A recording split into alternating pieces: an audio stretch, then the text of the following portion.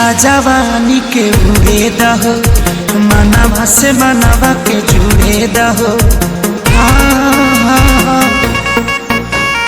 छीटा जवानी के उड़े दहो, मनवा से मनवा के जुड़े दहो। आज सुते द चदरिया तान के तान के तान के। टूट जाए राजा जी, टूट जाए राजा जी पलंग सागवान के, टूट जाए राजा जी पलंग सागवान के।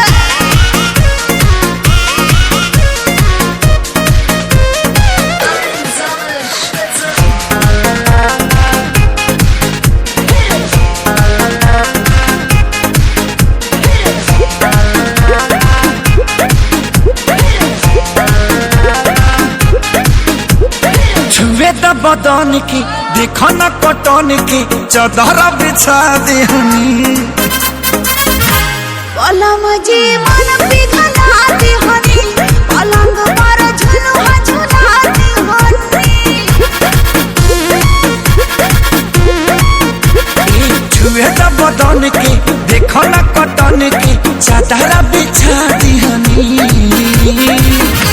पलम जी मन पिघला देहनी, पलंग पर झुलुआ झुला देहनी। परियार बात बेडिया फान के फान के फान के।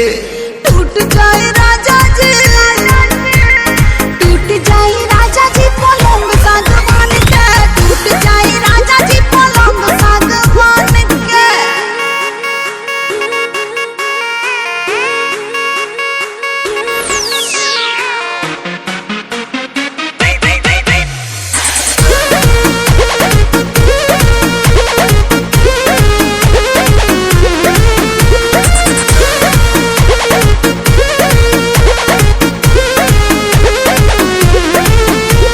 बने त बेसरमी देहिया में गरमी पैठे लागी हो।